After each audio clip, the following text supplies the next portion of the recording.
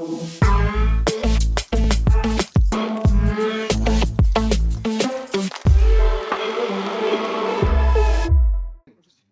everybody.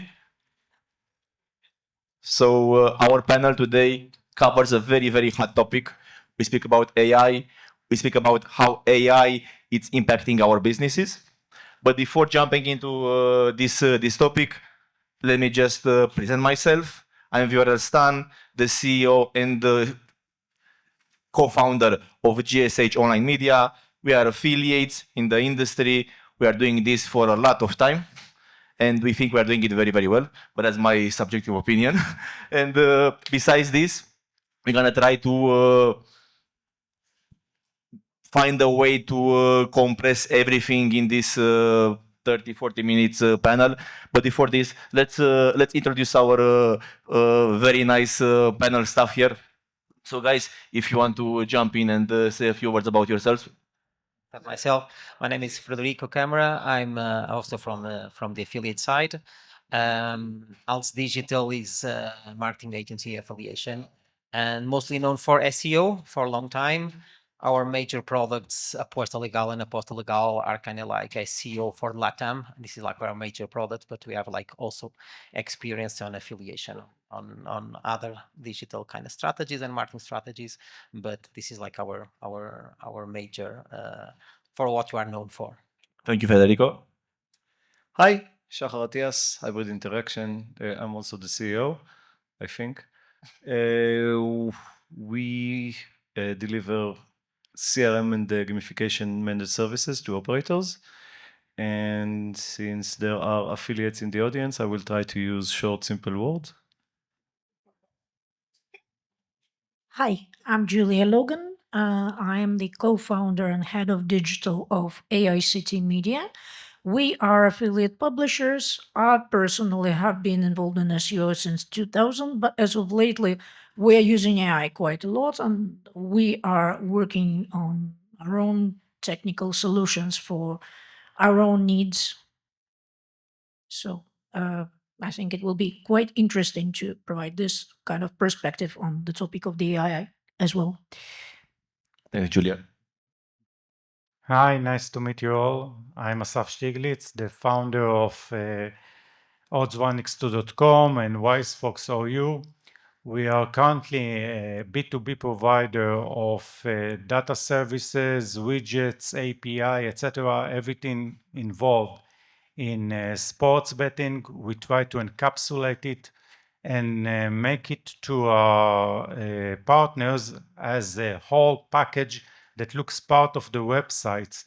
And this is our main strength, and we are, of course, using and utilizing a lot of AI. Hello, everyone. My name is Effe, come from Match2One. We are a full funnel programmatic platform that basically helps with acquisition, and we are global. Some clients sit here, and yeah, my background is marketing, acquisition, and now recently a bit AI. Hello, this is Aris. I'm the founder of RankB.ai and former global head of SEO for Amazon. And we've built the most advanced content optimization for SEO for AI based on an AI simulation. And we sell it as an API. Nice. Thank you, guys. Before jumping into the first question, I want to say something. Again, the panel covers a very hot topic. There are many things to be discussed. We are time limited. We'll go through a few questions today, but we're gonna try to come back with an article on this topic and gonna share it with the guys from AffPapa, so everybody will be able to read all the things that we considered are important for this main topic. Okay, and now the first question that we will try to find answers for at this moment will be the part with the automation of the AI acquisition. So the big question is like this: are we still doing acquisition in the old days where we need big teams to do this, or we are doing it now with just a part of human interaction, or we are finding ways to fully automate the acquisition part? So what do you say, guys? think we can. Interesting question is I want to step back. I will remind me like being on the panel here on AffPapa 1 year ago on AI, and 1 year ago on AI we were talking about agents, especially agents on customer service. That was the topic 1 year ago. And I don't know about you guys, but sometimes it's fine. I want to kind of like close my laptop and come back in 6 months to know what AI is now able to do. Every 3 months is kind of like, oh, wow, now it's possible to do this, and now I've been spending 3 months doing this, and now I can automate this already. And this is like what's been impressive in the last three, and I think it's like skyrocketing still. Like every month is quicker than the previous months. So what we can say today will be like in 3 months. Like it's almost kind of oh, It becomes very fast outdated. outdated. What I'll be able to tell. But even today, what I feel we are doing two kind of strategies, and as Julia said about like we are doing AI more and more often. We were doing already for the last 2 years. Last year was kind of like one kind of things. We're doing websites 1 year ago. We're doing apps 6 months ago. We're doing kind of like content 2 years ago. But we are doing more and more stuff now. We're like replacing everyone. It's like 30, 40% of the team is now being kind of like on the C level, considering like we don't kind of need hiring anymore. We don't need kind of like these people anymore. This is like how things are spreading inside our company, and I think in other companies, and the bigger they are, the more you can feel this. And but that being said, on the topic of like being able for at least on a page, and we can cover SEO after, but at least on page, I think for a long time already, everything that's like bidding, making kind of like the algorithms already been doing that. Platforms for the last 6 years, we could call them the algorithms, that there was already intelligence doing that. What's been impressive in the last 1 year is now that content and doing variations is also being done. And so in the last 3 months, images became really cool images, and now they seem real finally. So in the last 3 months, real cool images, and the algorithms of Meta and Google already doing the variations. So now finally, the middle step is done. I think now for the first time I've been seeing our teams, and we are being able to create and setting up the campaign, and then coming back in a quarter. So now you create content, you create images. What else? I think the setup is like the part that we spend more time now. So the idealization, the concept, knowing we are our target, setting up which data we want to track, where are we going to find out if are we tracking the right data, if the data that you're tracking is the one that's the conversion that we really want, LTV, CAC, identifying everything, making sure that you have server-side events to track everything. So then we chat with Claude, we chat with OpenAI, and discuss some ideas, create the visuals, setting up the campaign, and now it's done. So we come back to the campaign 3 months after, because everything that's like bidding, changing, and identifying which campaign is working well, the platform already does that. We don't need the team to be on top of that anymore. I see. I see. Other opinions here, Zahar? How much time do you have? Whoa, this is a very sensitive question, but I trust we'll be able to be very, very concise. The answer is no. So I actually think that the question is wrong. Okay. That so outside of our industry, there are discussions about the single person unicorn, a company founded by one person working with AI, creating a solution that will be valued at $1 billion or more for affiliates. 1 billion is one, and anyway, the technology exists, okay? Meaning content, images, SEO, bidding, PPC, why not? Licensing, platform development, CRM, automation, AI agent to do customer support. All we are lacking are bots that will play with this, because everything else one person can create. So are we in the age of AI dominated acquisition? No, that's a question for last AffPapa. Okay, we are probably months from someone that will pull such a trick, create a whole turnkey solution by himself. Okay, okay, I see. But I think we are now speaking very, very conceptual and theoretically. Maybe we could speak a bit more practical. So somebody here does proper AI acquisition with paid ads that could give us a bit more insights. Yeah, but that's not me. We don't do acquisition. I understand. We make money from them. I So understand. I'm affiliate, but I understand. That falls on me then, I guess. But it's important to understand, like we at Match to One, we've been doing this for almost a decade now. What's new is not AI. What's new is the hype around AI. And all these LLMs, propensity models, yada, yada, yada, sure, it's good. But we need to go back to understand and conduct proper testings to understand the differences between all in the funnel of doing acquisition.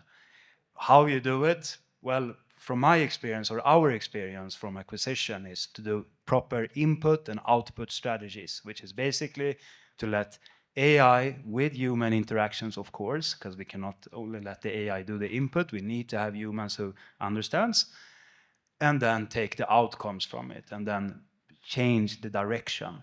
It doesn't have to be rocket science what we're doing, because it's not. But we need to simplify and we need to do input and output strategies around it. I fully agree with you. Julia, something to add here? Yeah, I totally agree with you that human supervision is not going anywhere, no matter how advanced AI technologies get. We're using it quite actively, but without our input, without our proper direction, we won't get the results that we expect. So this is very important. The person assigned to the task of overseeing what AI is doing should not be some junior person. It should be a person who actually understands the processes within your business entity and knows what you're doing, why, and what you're trying to achieve. And basically, if you convey that properly to the AI, then you've got a winning solution. If not, it's going to be mediocre at best. Fully agree. So just to summarize this, because we went a bit over the time for this question. Yes, it's a thing. Yes, it's happening. Yes, everybody could do it. But in the same time, as also Julia said here, it's very important to be supervised by somebody who understands the entire funnel, because otherwise we'll end up with bad results. You know how they say, the output is as good as the input is. So give it a good prompt and then Shit in, shit out. Exactly. Cool. Now let's go to the second question that we have prepared for today, and now we speak a bit about SEO. So when AI appeared, LLM became a bit more famous. Everybody started using famous, fancy new words such as geo, AO, and many other terminology to find ways to say SEO for LLMs. And now our question is like this: what do you guys think? It's SEO dead or it's SEO 2.0 now? Far from that. Basically, if we were given 1 euro cent per each time that somebody screams SEO is dead, we'd probably be pretty rich people by now, yeah? Thing is, SEO used to be submitting your site to directories. Then SEO used to be manipulating PageRank, if you will, right? Then SEO used to be creating content. Then SEO used to be fighting the penguin. Then SEO used to be voice, mobile, whatever. SEO keeps redefining itself. Basically, where we are now is at the stage when we have this new interface that people want to access information through. And it's our duty as SEOs to make it work. Simple as that. So SEO is definitely far from dead. And no, it's not geo, it's not some other acronym, it's still SEO, I believe. Because basically what we are coming to Raise your hands if you've seen Google's guidelines for optimizing for AI visibility. Google has It's just pretty new. published. It's pretty new. It's just 2 days, 3 days. They have just published it on Friday. So yeah, it's pretty new, but I advise you to have a look. So basically, we're going back to the basics. We are going back to where SEO has started. We are starting from the basics, the key concepts of SEO. So there is no need to invent some new acronyms. You just need to get the basic principles, get the core principles of SEO and apply them to what you're doing now with these new interfaces in mind. Simple as that. Thank you very much. Asaf, something else to add? So to summarize it, SEO isn't dead, but SEO for the iGaming industry as we know it for the past 20 years is dead, already dead. And these days, when you're looking about what we call SEO, it's completely changed. It's not about content as it used to be, about the top 20 best UK casinos, etc. It involves about data and about being cited by Google AI overviews and by LLMs, etc. It's a completely new ball game. It's not dead. It's changed a lot. SEO overviews now amounts for 25% more or less of the search results. And if you are not there, you are not in the index. And one thing that I want to mention, some overlooked it, but Google has a lot to do with it. Google put all the chips on AI, which means the index became a much worse index. It's not a good search engine anymore. When you allow parasite websites, news websites that buy a lot of links, PBNs, etc., to be on top, and you don't remove them within a reasonable period, which means 1 week, 2 weeks, and it takes you 6 months, then other reliable sources are losing their rankings and losing their places. Just a week ago, I've talked about with a content director in a big media company, and what he told me was amazing. He said that their websites, which are fully white hat SEO, lost 50% of the traffic, and it's not because there are less traffic, less searches on Google. It's about the poor search results that Google provides nowadays. Well, but can I? Sure. Yeah, but basically, SEO has evolved, not died. No. Perhaps their white hat sites have not adjusted to this new reality well enough. And I mean, this you say about parasites, you say about link networks, you say about all the other things that are surfacing in the SERPs. This has been going on forever. Yes, but Penguin tried to fix it, it failed to fix it. Other updates have tried to fix it, they failed to fix it. It's just a matter of SEOs, black hat, white hat. Basically, you're only white hat if you're sitting and watching PageRank grow. yeah, but Yeah, if you're trying to rank in Google, call it whatever, but it's not white hat, okay? But in any case, you just need to consider the current realities of the SERPs without blaming Google, without putting the blame on someone else, but just see how you can adjust your own behavior, you can adjust your own strategies to this new reality, and how to make yourself still visible in this new reality. I agree. You have to adjust all the time, but Google used to supervise and human supervision on the search quality, and nowadays it looks they are less guarding and more putting the chips on AI, and therefore some of the results, not all of them, deteriorates. Well, yes, true that. But basically, when we're talking about Google being on top of it all, are we talking about human reviewers? That's not scalable these days, and it's natural for them to come up with the idea that perhaps AI could replace the human reviewers. Only it doesn't happen so well, and we know it's not gonna work that way. But basically, Google entering this competition race in AI and even reshaping their whole company strategy towards AI first, SERPs second. So I think this is a very nice topic to be covered in our article. Absolutely, So absolutely. we might go Yeah, forever here. we could have a long discussion about this, I feel, yeah. If you'd like, I can throw in three tactical things that actually are different. with Okay. AO, just to help people's strategies, right? I think number one is technical audits. Your old technical audits don't work anymore. I do about 10 new customers a month right now, and I want to say more than half get something wrong with your tech stack.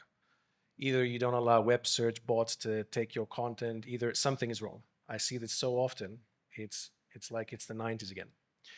The second thing is with AI, you don't have to guess. You can do simulations. You know the answer before you publish it. You know if it's going to work if you have the right toolkit. So it's a different ballgame.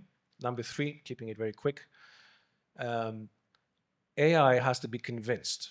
If AI thinks that your roulette streaming is slow, it doesn't matter how much content you publish that says you have a big bonus or whatever. Right? When the customer searches for the best casino, a live casino, it's not going to rank you until you convince it that I have a great streaming platform. So you need to think differently about your content. It's not keywords, it's concepts. You need to know what the AI thinks is important and change it. I'll leave it at that. Thank you very much. Just to summarize, SEO is not dead, SEO is evolving. Cool. Let's go further. Now we have another topic which relates strictly to the acquisition part, and actually it's also for retention. This part, it's about hyperlocalization at scale.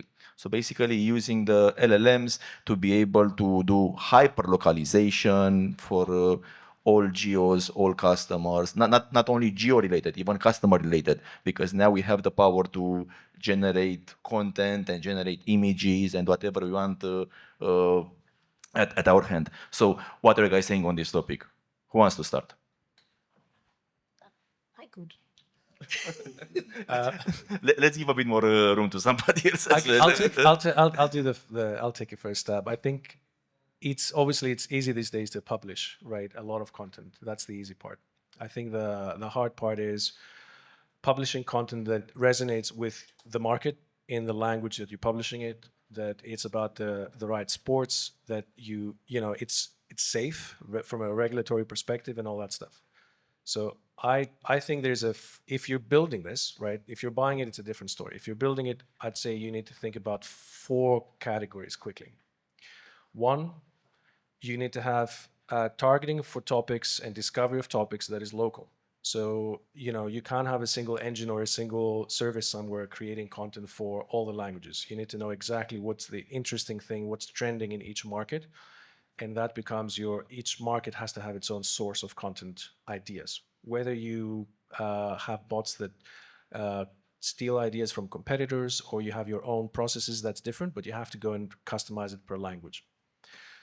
Grounding is super important. If you're going to have bots writing a lot of content, it's so much you can't even audit it. You have to have a secondary, agents that go in and enforce regulatory concerns. You have to be able to control that the content you're producing is legal and it's talking to the customers in the right language, it's in the right currency, uses the right payment methods if that's relevant to your business, et cetera, et cetera.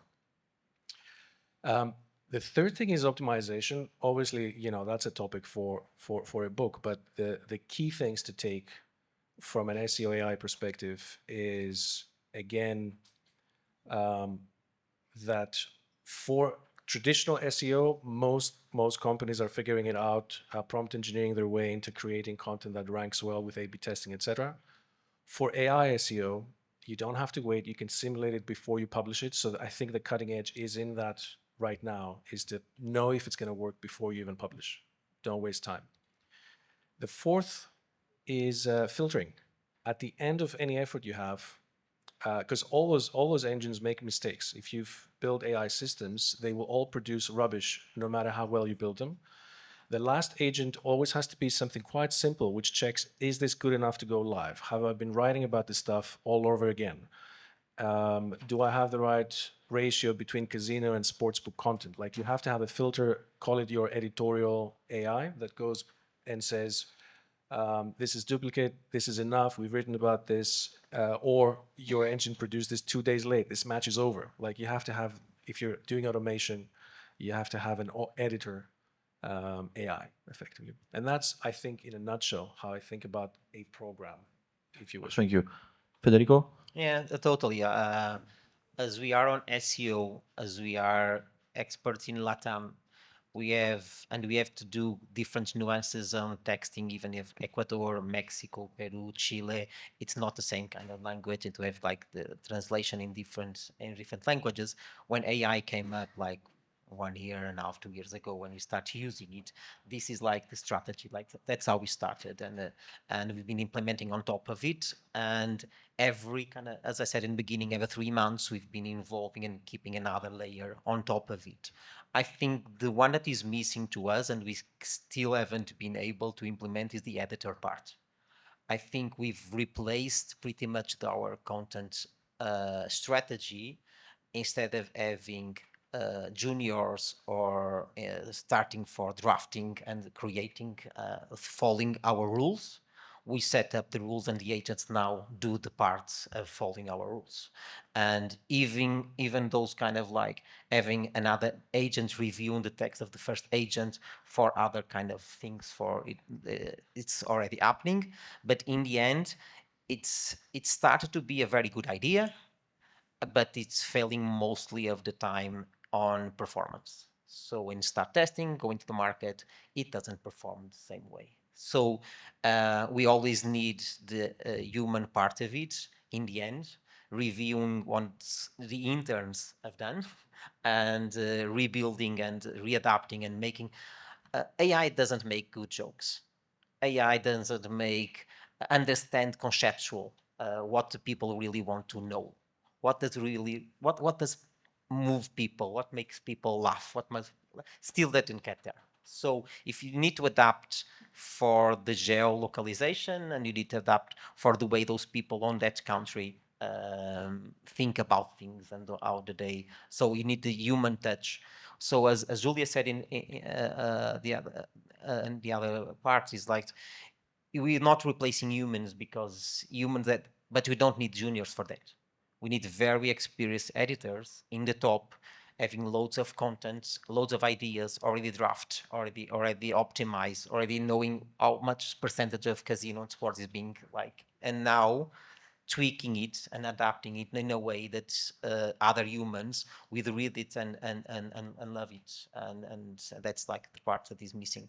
I see. So just to Can I just- summarize, we're running out of time, Julia. We have 2 more questions. Can I just add 2 words? Editors knowing this particular market really well. So that is the winning combination. Yeah, so basically, it's a thing, we could do it, but you must do it well, because otherwise we'll just generate rubbish and will not convert. Okay, the next question that we want to cover is more about the strategic part of the business. Everybody speaks about AI, everybody wants to integrate AI, but the key thing is, how do you measure the ROI of AI? And this is the most important part, because I'm seeing also in my company, we are very AI focused for the last 2 years, but we have so many projects that we just started them because they were fun. We don't measure. At the end of the day, we lose money with them. So again, I repeat the question, how do we measure the ROI of AI? Sahar? Sorry, we have 10 minutes left, just so you Yeah, know. thank you. To ask some questions. Thank you.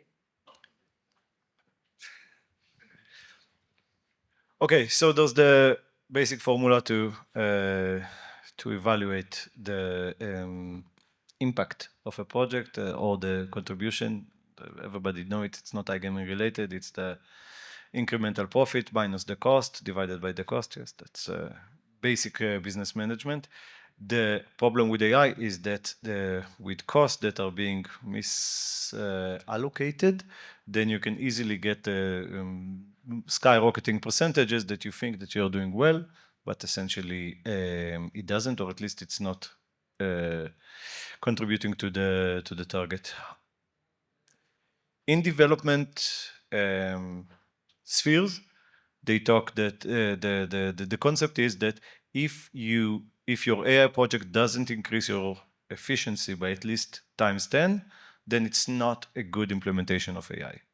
Okay. Having said that, what's your company? Meaning, what do you do? And I'm going back to what I've said earlier about the segmentation of the roles or the different companies in our industry. So clearly, yes, you're a B2B platform, you develop a product or whatever. So per project, clearly you implement a certain AI module or you develop an AI functionality. You can measure it this way. It's clear. But what if you are a services company? What if you are an affiliate? What if you are secondary wave of product delivery? Then it becomes different, and then you develop your own internal tools. And over there, the measurements are slightly different. I think that by the bottom line is, you know the vision, you know that you will end up at an AI-dominated environment, and you know where you are right now. The question is, how do you not let the AI development overshadow your focus, switch you from what you're doing, migrating into that concept mindset without harming your own business? So is there a number? Yes, it's 42. But should I go back 44. to... Exactly. So, Efe, anything to add here? Yeah, I mean, my take on it from helping operators is I'm still a bit surprised and sometimes even scared when I speak to operators, because nowadays there's still these discussions about last click attribution modeling and too dependent on just click data, which is also very scary in my opinion, because then you go away from what acquisition is all about and how to measure it and how to do ROI properly. And that's to have a simple attribution model. If you don't have that, how can you measure ROI properly? Especially nowadays when affiliates are putting, and I've seen this with my own eyes without mentioning names, I've seen a lot of affiliates being desperate, putting click trackers in impression tracker, for instance, to take the last click attribution, right? So all other sources that are getting to the web page is not getting the right credit, and then you can't measure ROI properly from each channel individually. So I think that's an important case now to have a proper attribution model. In my preference, keep it data-driven or multi-touch driven. It's very simple to put it out. There are great tools out there. And then sure, implement some simple AI tools to help, and then just keep it simple and sharp. So yeah. just to summarize here, be focused. That's the most important part, because you feel you have all the power and you might go sideways, and be data driven. So all the time have in mind the data. The last question, because we're running out of time, I think it's again a critical question. So should we build or should we buy the AI agents that our company is using? We have built ours. We are building all of our tooling in our company. And basically, to add to the topic of tracking the ROI, yes, it saved us a lot of hours of work, definitely. Whether to build or to buy, well, there are several aspects to this. First, is there a ready-made solution that really serves your purposes well? Is it adjusted enough to your business processes, to your company? Or if there isn't one, do you have anyone who can build it? So in your case is mainly build. Aris, what about your opinion? I think the most important question in the build versus buy is, can your platform move fast to integrate new solutions? because right now we live in the era where everything is reinvented every 3 months. You integrate this today, you have your own process, you're proud of it. Somebody in like 2 months comes up with a way of predicting if somebody needs a bonus and it's better than yours. And if your system is monolithic and you can't integrate it, you're back, you're behind, right? So I would say, don't think about, do I need to buy this tool? Think about creating your entire platform as a plugin. Don't have a CRM that does 52 things and then you can't separate anything. Own your data, build all your data, and everything else build as a service. And if somebody can do it better than you, buy them. Okay, cool. Asaf, what do you say? I think that the tumble for building yourself is, do you have an edge and different data than the other known vendors have? If you have your secret sauce, your known data, your unique data, build upon it and try to get the most out of it, because you want to also keep your secrets and your secret sauce. So this for sure build. The others is, of course, you won't buy an LLM or an agent, but vendor-specific tools like CRM, etc., AI-driven, of course. It depends upon also the costs, because the cost of, sometimes the cost of buying, of building is not so high, but there is a maintenance work, and you have to also preserve the talent that built it. So it's a very difficult, but if you have the data, secret sauce, etc., build upon it for sure. I can also add, it's not just what data you have, but what you do with it. This is also important. I agree. Okay. I think this is very subjective with the secret sauce, because everybody believes his data is the best data, you know? So I think that's the key thing. Is your data actually unique and nobody could take it? Or you are just subjective and you think you have the best data and that's why you do not buy it? Oh, okay, got it. Cool. Guys, this is those were our questions for today. We have more, but they will come in a interview on AffPapa on their website. But till then, from your side, any questions for our colleagues? Yes, Emma. So, I don't need a mic, I'm Spanish. It's okay. So, one of the biggest changes I've seen with AI research is the importance of brand presence, brand awareness, brand exposure for large language models. But with all this negative SEO that we currently see, so any decent operator will have 50 websites replicating their site with content that is probably not very good. Now, do you think the LLMs will understand that those two websites, that they have those 50 websites, they have the same logo, but they don't represent the brand? Or is it brand hijacking an active problem with AI? That's a very interesting question. Can I answer? Let's Basically, keep it short because we're running out of trying time. LLMs per se, in an isolated environment, will not know the difference. But it's a matter of how you represent your brand to the world, to the entire ecosystem, and to the LLMs. Because LLMs do not have algorithms like search engines do, but they do have their own sources of data. And basically, we are back to, I don't know what days of SEO. If somebody says, oh, best this and that, this site. Okay, Google used to take it, Yahoo used to take it, Ask Jeeves used to take it for absolute truth, right? We are in approximately the same era with AI now. Okay. Aris, any opinions? I'd say detect and kill. The Achilles heel of AI is uncertainty. If it's not sure about something, it's not going to answer. So what you need to do is monitor who's basically replicating, attacking your brand, and create a strategy where you seed AI with the doubt that this is not the right, it doesn't represent your brand. And if it's uncertain, it won't include it in its rankings. Okay. Other questions? No more questions regarding AI. I just want to add to the previous topic that it's all about authority. Okay, a brand can appear 50, 100 times in Medium, etc., with paid advertisement, etc.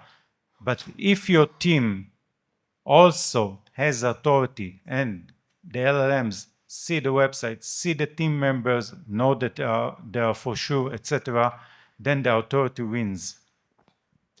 Define authority for AIs. Okay. Oh, that's a long story. We have to cut for lunch. Thank you very much. We'll be back at 1:40. Okay. Thank you, guys. Have a great day. Enjoy lunch.